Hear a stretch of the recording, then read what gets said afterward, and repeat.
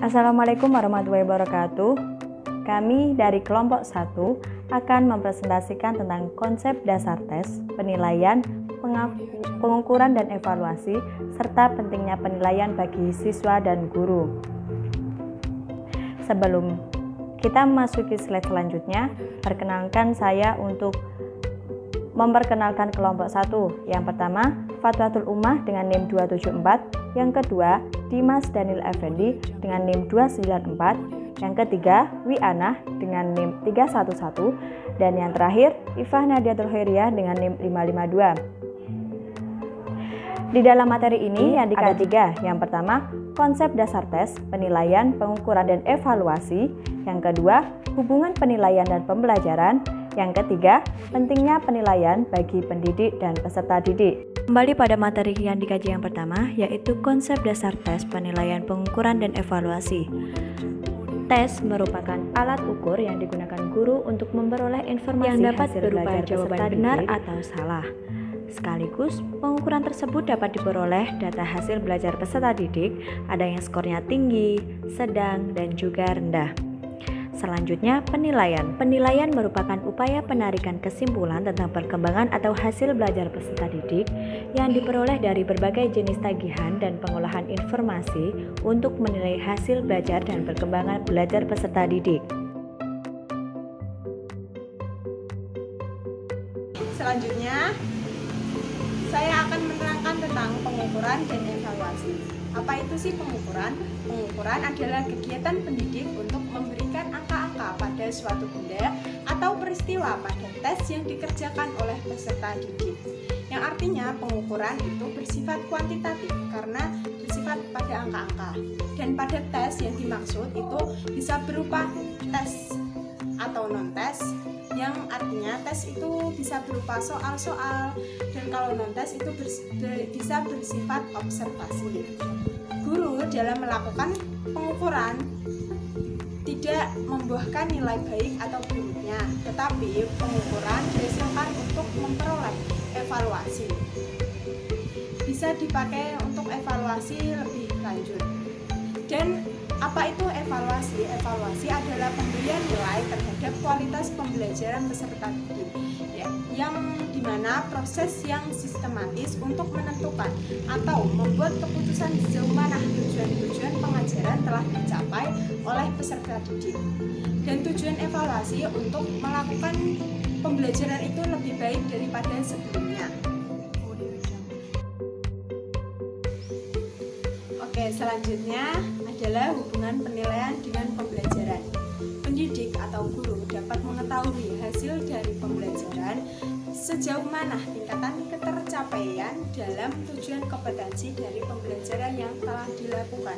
Yang artinya, penilaian dari hasil belajar pada dasarnya yaitu mempermasalahkan bagaimana pendidik atau guru dapat mengetahui hasil dari pembelajaran yang sudah dilakukan. Karena seorang pendidik atau guru harus mengetahui sejauh mana tingkatan ketercapaiannya dalam tujuan kompetensi pembelajaran yang telah dilakukan. Dan disinilah hubungan antara penilaian dan pembelajaran. Di sini penilaian juga mampu menjawab pertanyaan tentang sebaik apa akhir dari suatu pembelajaran. Dalam memberikan umpan balik, seharusnya guru lebih fokus kepada tugas pembelajaran yang telah diberikan kepada peserta didik, bukan fokus kepada membanding-bandingkan peserta didik yang satu dengan yang lainnya. Karena itu dapat menurunkan motivasi peserta didik dalam mengikuti proses pembelajaran. Berdasarkan uraian, kita tahu bahwa penilaian dan pembelajaran mempunyai dua unsur yang saling berhubungan, karena pembelajaran akan kurang dengan tanpa adanya penilaian. Begitupun penilaian hanya bisa dilakukan setelah adanya pembelajaran. Ya, selanjutnya saya akan menerangkan tentang pentingnya penilaian bagi peserta didik dan bagi pendidik. Ada 3 macam penilaian. Yang pertama yaitu penilaian atas pembelajaran atau penilaian sumatif. Pada penilaian ini digunakan untuk mengukur ketercapaian siswa di akhir tahun. Kemudian nanti penilaian ini akan dilaporkan pada bentuk angka maupun huruf. Yang kedua yaitu penilaian formatif atau penilaian bagi pembelajaran. Pada penilaian ini digunakan untuk memberi tanggapan deskriptif sehingga mampu meningkatkan pembelajaran maupun proses pembelajaran. Pada penilaian ini juga mampu meningkatkan rasa kepercayaan siswa pada kemampuannya sendiri. Kemudian yang ketiga yaitu penilaian sebagai pembelajaran. Pada penilaian ini, siswa dilatih untuk bisa menilai kemampuan atau kemajuan mereka sendiri untuk mempraktikkan keterampilannya, kreativitasnya, dan juga sifat mereka. Pentingnya penilaian bagi seorang pendidik adalah sebagai berikut. Yang pertama, mendorong dan meningkatkan pembelajaran peserta didik yang meliputi pertama, menilai sejauh mana siswa mencapai hasil belajar yang diharapkan, mencari dan mengevaluasi hasil yang tidak diharapkan. Yang kedua, mengenali pencapaian dan mendiagnosa kesulitan belajar agar peserta didik belajar mengembangkan kekuatan dan mengatasi kelemahan mereka. Yang ketiga, mempertajam pengalaman dan pengajaran belajar lain untuk meningkatkan baik pembelajaran kelas maupun individual. Yang keempat, menolong peserta didik mempraktekkan dan mengembangkan penilaian diri dan pemahaman diri mengenai pembelajaran mereka.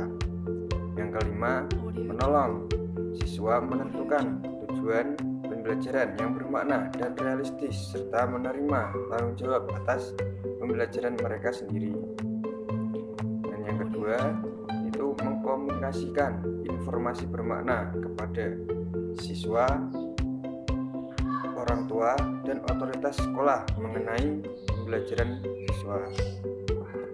Yang meliputi yang pertama, memberikan tanggapan yang bermanfaat dan realistis mengenai kemampuan, prestasi, sikap, perilaku, dan sifat. Yang kedua, menempatkan pendidik, peserta didik, dan orang tua dalam posisi saling berhubungan satu sama lain mengenai kemajuan siswa sejalan dengan waktu. Yang ketiga, melaporkan prestasi belajar kepada otoritas sekolah dan pemerintah. Sekian presentasi dari kami. Kami akan membuka 3 penanya tercepat untuk sesi tanya jawab kali ini. Terima kasih. Wassalamualaikum warahmatullahi wabarakatuh.